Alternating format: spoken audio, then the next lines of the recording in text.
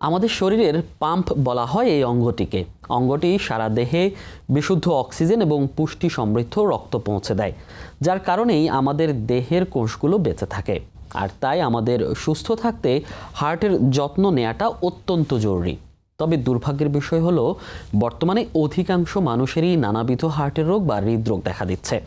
তবে সবচেয়ে বেশি উদ্বেগের হলো, শুধু বড়রাই নয়, হৃদরোগে আক্রান্ত হচ্ছেন অনেক শিশুই। একটি গবেষণায় উঠে এসেছে, প্রতি 1000 সদ্যজাত শিশুর প্রায় 8 জনের হার্টে জন্মগত ত্রুটি থাকতে পারে। এবং যেসব শিশু অপরিণত অবস্থায় অর্থাৎ স্বল্প ওজন বা গর্ভকালের 37 সপ্তাহের আগে জন্ম নেয়, তাদের মধ্যে এটি সবচেয়ে বেশি দেখা যায়।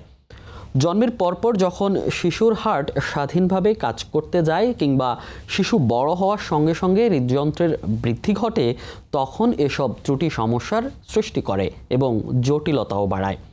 তবে স্বস্তির খবর হলো, জন্মের 1 সপ্তাহ বয়সের মধ্যে প্রায় 40 থেকে 50% এবং 1 মাস বয়সের মধ্যে 50 থেকে 60% ক্ষেত্রে জন্মগত এই হৃদরোগ নির্ণয় করা সম্ভব।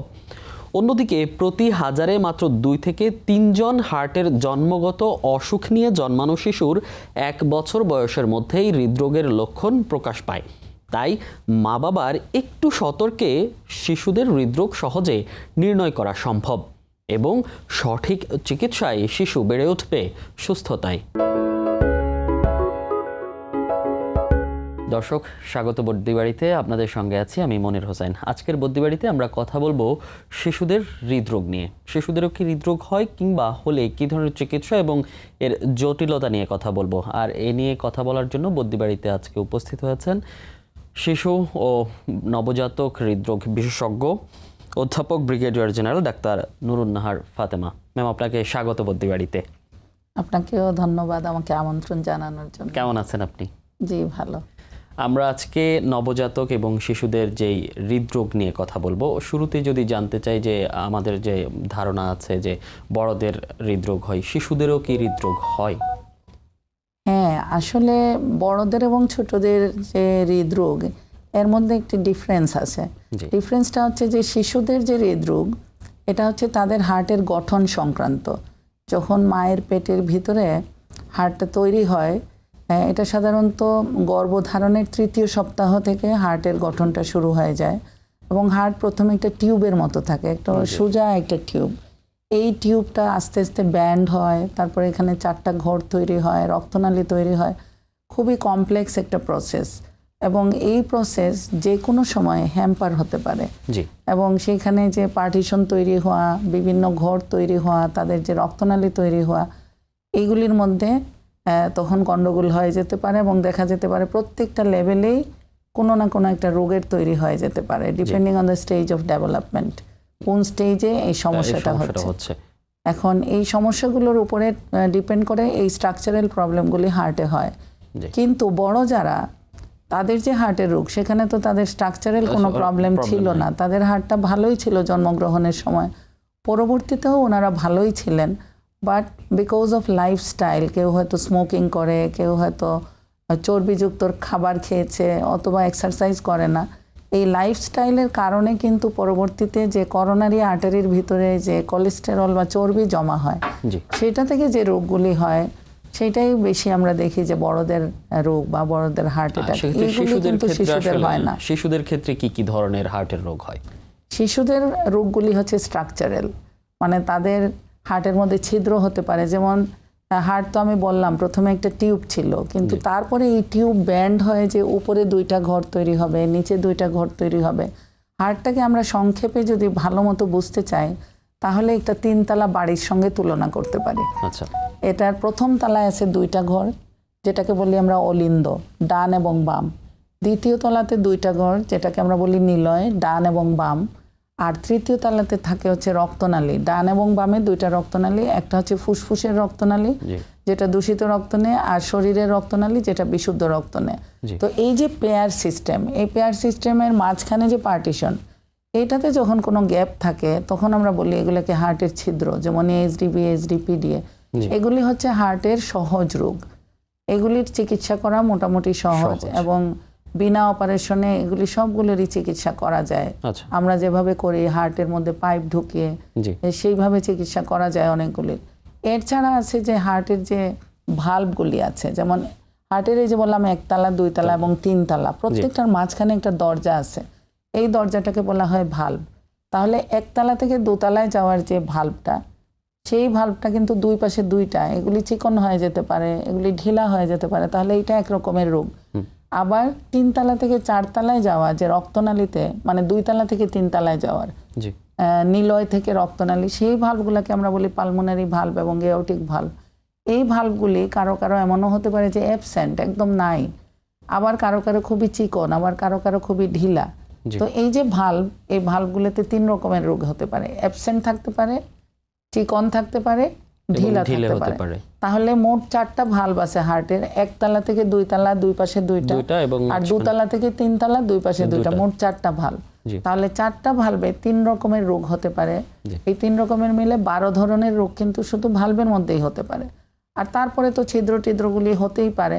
এইগুলি হচ্ছে এই ভালভ এবং ছিদ্র, এই সমস্তকে আমরা সহজ রোগ বলে ধরে নেই হার্টের মধ্যে। শিশুদের জন্য এটার জটিলতাটা আসলে কতটুকু? এগুলি তেমন একটা, এগুলি জটিল, এগুলি চিকিৎসা না করলেও মারা যাবে বা এগুলি থেকে অনেক কমপ্লিকেশন হবে।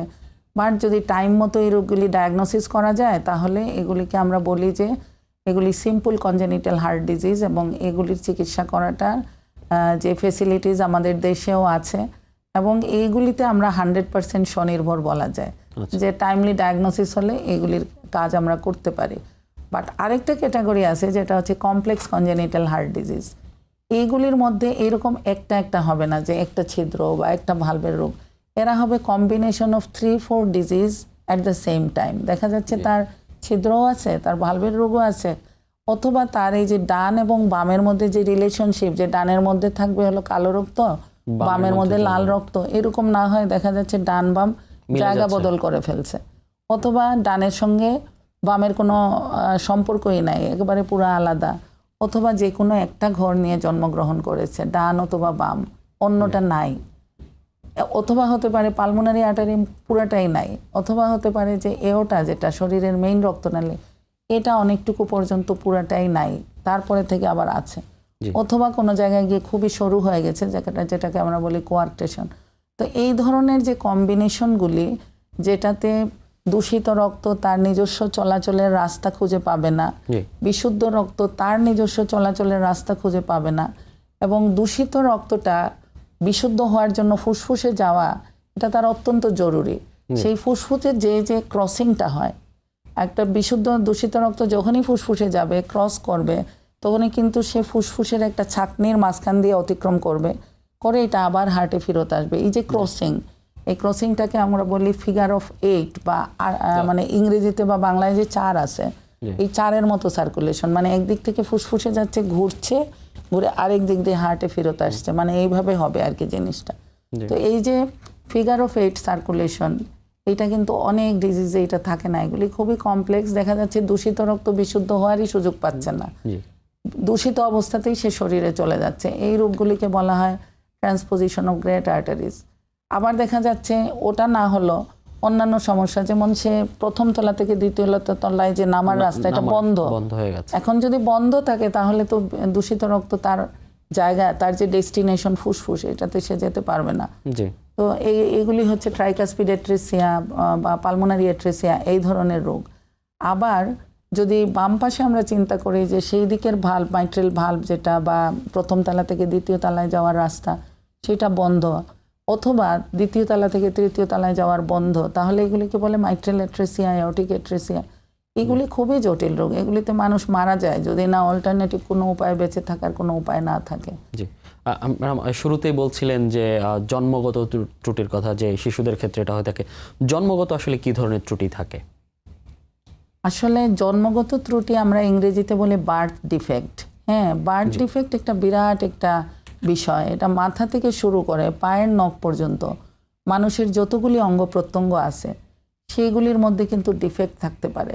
আমরা যখন একটা সুস্থ বাচ্চা জন্মগ্রহণ করে, আমরা মনে করি এটা তো একটা খুবই স্বাভাবিক জিনিস, কিন্তু এটা কিন্তু মোটেও স্বাভাবিক না। এই যে মাথা থেকে শুরু করে পা পর্যন্ত প্রতিটি অঙ্গ প্রত্যঙ্গ সঠিকভাবে মায়ের পেটের ভিতরে তৈরি হওয়া, এবং তারপরে জন্মগ্রহণ করে বাচ্চাটা মায়ের পেটের মধ্যে সে যখন থাকে পানির ভিতরে, তখন কিন্তু সে মাছের মতো থাকে।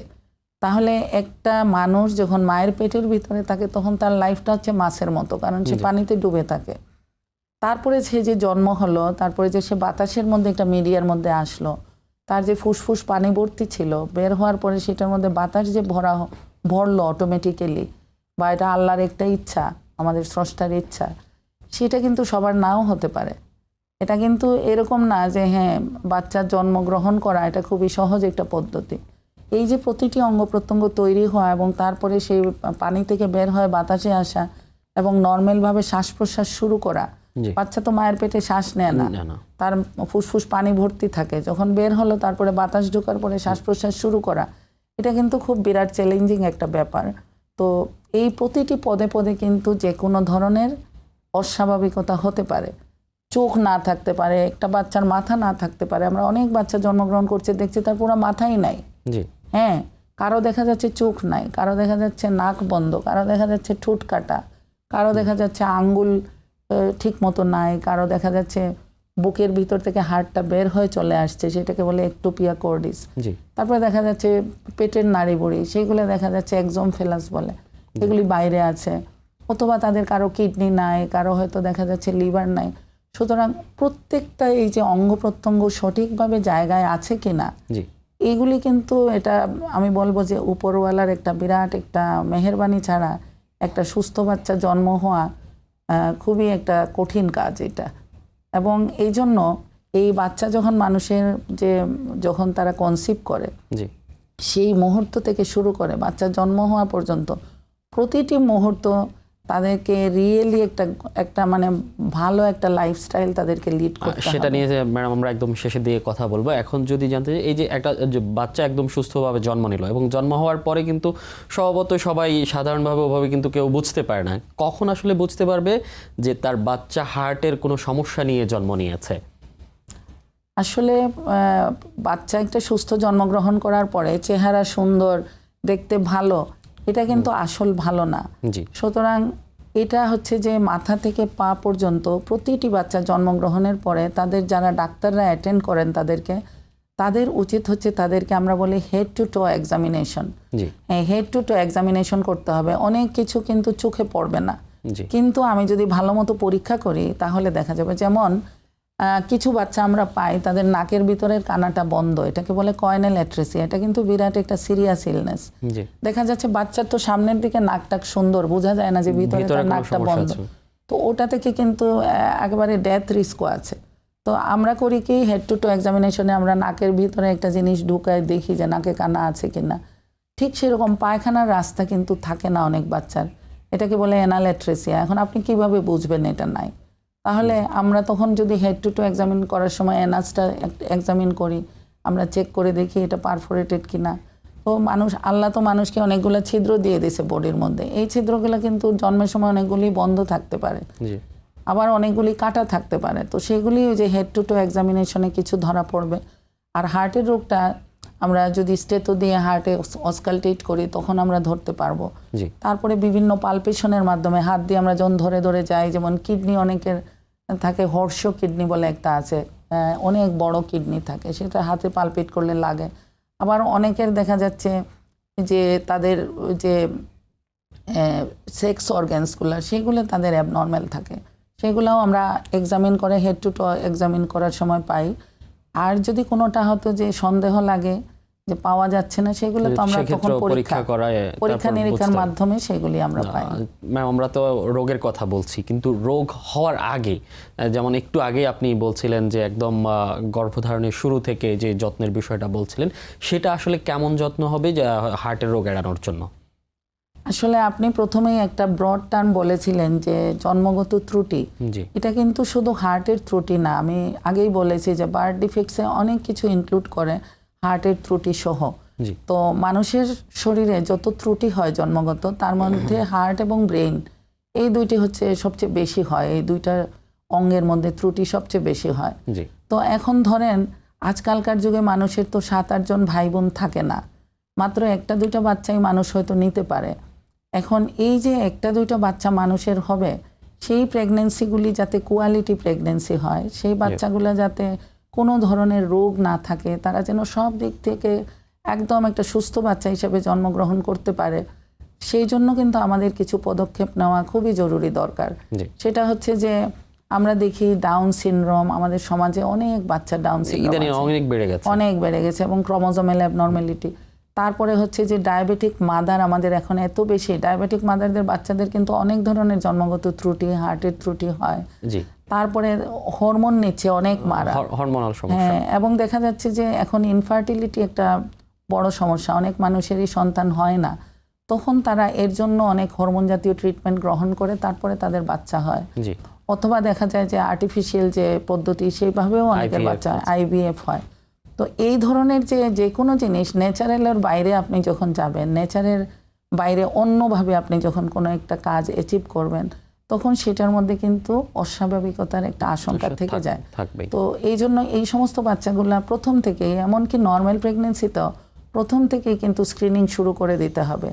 যেমন 11-12 সপ্তাহে কিন্তু আলট্রাসোনোগ্রাম করে একটা নিউক্লিয়ার থিকনেস আছে, ওইটা মাপলে দেখা যায় যে কারো কোনো ক্রোমোজোমাল অ্যাবনর্মালিটি আছে কিনা।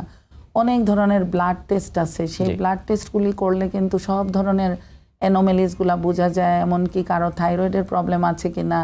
তারপরে আমরা জানি থ্যালাসেমিয়া নামে একটা রোগ আছে, জন্মগত যে রক্তশূন্যতা এবং ক্রোমোজোমাল এটা, তো এটাও কিন্তু ধরা যায়। সুতরাং বেশিরভাগ মেজর ডিফেক্ট এগুলি কিন্তু 11-12 সপ্তাহর প্রেগনেন্সি থেকে শুরু করে এগুলি দেখা যায়।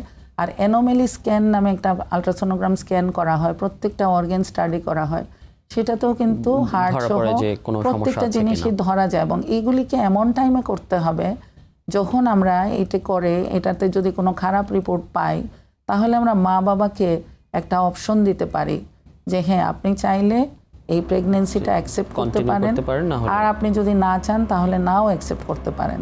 তখন আমরা তাদেরকে এটার ভালো মন্দ সম্পর্কে কাউন্সেলিং করব, যে যদি একটা অসুস্থ বাচ্চা হয় সেক্ষেত্রে ক্রিটিক্যাল ডিজিজগুলিতে কি কি সমস্যা হতে পারে, সেটা আমরা তাদেরকে বুঝিয়ে বলবো। কিন্তু অনেক রোগ আছে যেগুলো সিম্পল, এটা তো ভালো হয়ে যাবে, সুতরাং আর অথবা এটার চিকিৎসা অ্যাভেলেবল আছে। সেক্ষেত্রে গর্ভধারণের সময় হচ্ছে সচেতনতা, সেটা হচ্ছে টাইম মতো ট্রিটমেন্ট করতে হবে। আমাদের দেশের প্রেক্ষাপটে যদি বলি ম্যাডাম, যে আমাদের দেশে চিকিৎসার অপ্রতুলতা একদম অস্বীকার করা যাবে না। তারপর শিশু কার্ডিওলজিস্টের সংখ্যাটাও আমরা আসলে জানি। সেই ক্ষেত্রে আসলে সাধারণ মানুষ কখন চিকিৎসকের কাছে যাবেন এবং কি পদক্ষেপ নেবেন তারা? সাধারণ মানুষরা কিছু কিছু জিনিস নিজে বুঝতে পারবেন, যেটা ডাক্তারদের কাছে না গেলেও তারা যদি দেখেন যে তাদের বাচ্চা নীল হয়ে যাচ্ছে, খুব টায়ার্ড হয়ে যায়, অল্পতেই হাঁপায় যায়, অথবা হঠাৎ করে নীল হয়ে অজ্ঞানের ভাব করছে, অথবা ঘন ঘন শ্বাস প্রশ্বাস নিচ্ছে, অথবা ওজন মোটেও বাড়ছে না, অথবা ঘন ঘন নিউমোনিয়া হচ্ছে, শ্বাসনালীর প্রদাহ হচ্ছে, তাহলে তাদের বুঝতে হবে যে এই বাচ্চাটির হার্টের মধ্যে রোগ থাকতে পারে। এবং আপনি শুনলে খুশি হবেন, আমার কাছে এখন গ্রামের থেকেও অনেক মা বাবা বাচ্চা নিয়ে আসে নিজেই, বলে যে আমাদের মনে হচ্ছে তার হার্টের রোগ থাকতে পারে। তো তাছাড়া তারা এখন টিভি প্রোগ্রাম দেখে বা আমাদের অনেক জনসচেতনতামূলক আমাদের যে ভিডিও মাঝে মাঝে আমাদের বিভিন্ন চ্যানেল থেকে এগুলি তারা দেখে, তো তারা দেখে কিন্তু নিজেরাই এখন আমি বলবো যে অনেক সচেতন হয়ে উঠছে এবং তারা নিজেরাই। তাহলে এটা হচ্ছে মা বাবার দিক থেকে। এখন মা বাবা তো চিনে না যে পিডিয়াট্রিক কার্ডিওলজিস্টের কাছে যাবে, তারা হয়তো যাবে হলো শিশু রোগ বিশেষজ্ঞ। তখন তাদেরকে কিছু প্রাইমারি ইনভেস্টিগেশন নিজেই করবেন, করে তিনি আরও বেশি শিওর হবেন যে এটাই কিনা, তারপরে তিনি হয়তো আমাদের কাছে রেফার করবেন। তাহলে প্রাথমিক ফিজিশিয়ান হচ্ছে শিশুদের জন্য শিশু বিশেষজ্ঞ, তারাই ডিসাইড করবেন তখন যে কার কাছে পাঠাবেন। জি, অসংখ্য ধন্যবাদ ম্যাম আপনাকে। আমরা একদমই শেষ পর্যায়ে চলে এসেছি। আমাদের প্রোগ্রাম আজকে যারা দেখছেন আপনার দর্শকরা, তাদের উদ্দেশ্যে আসলে কি বলবেন যাতে শিশুদের হৃদরোগ থেকে বাঁচা যায়, তাদের জন্য কি পরামর্শ দিবেন? এই যে আমি আপনাকে বললাম, আমার পরামর্শ হলো একটাই, যে রোগ হয়ে গেলে এর চিকিৎসা তো করতেই হয়, এটা উপরে পড়ে যায়, তখন আর কিছু করার থাকে না। বাট রোগ যাতে না হয় আমরা সবাই মিলে সেই কাজটি করি, যে রোগ হলে তো ডাক্তারের কাছে যেতে হবে, কিন্তু আপনি নিজেই চেষ্টা করলে পারবেন এই ব্যবস্থা নিতে যে আপনার সন্তানের যাতে রোগ না হয়। কিভাবে? সেই আর্লি প্রেগন্যান্সি থেকে আপনাকে সব ধরনের স্ক্রিনিং প্রোগ্রামের মধ্য দিয়ে যেতে হবে, দেখতে হবে বাচ্চার কোনো রোগ আছে কিনা, আর প্রাথমিক অবস্থায় ডায়াগনোসিস যাতে করা যায় সেই ব্যবস্থা নিতে হবে। দরকার হলে স্ক্রিনিংয়ের জন্য আর্লি ইকোকার্ডিওগ্রাফি আমরা বলি যে কিছু কিছু বাচ্চার আগেই করে ফেলতে হবে, যেমন ডাউন সিনড্রোমের বাচ্চা বা যাদের অন্য ভাই বোনের হার্টের রোগ আছে, তারা যদি আগে এসে আমাদেরকে দেখায় তাহলে আর্লি ডায়াগনোসিসও কিন্তু একটা মেইন স্টেজে ভালো হওয়ার পথে। দেরি হয়ে গেলে কিন্তু আর ভালো করা যায় না। তো এটাই আমার দর্শকদের উদ্দেশ্যে অনুরোধ থাকবে। জি, অসংখ্য ধন্যবাদ ম্যাম আপনাকে বদ্যিবাড়িতে সময় দেওয়ার জন্য। আপনাকে অনেক ধন্যবাদ এবং সময় টিভির কর্তৃপক্ষকে ধন্যবাদ আমাকে আমন্ত্রণ জানানোর জন্য। জি, প্রিয় দর্শক, আজকে বদ্যিবাড়িতে আমরা কথা বলেছি শিশুদের হার্টের নানা জটিল রোগ নিয়ে এবং করণীয় নিয়ে। আগামীতে দেখা হবে অন্য কোনো পর্বে অন্য কোনো অতিথি নিয়ে।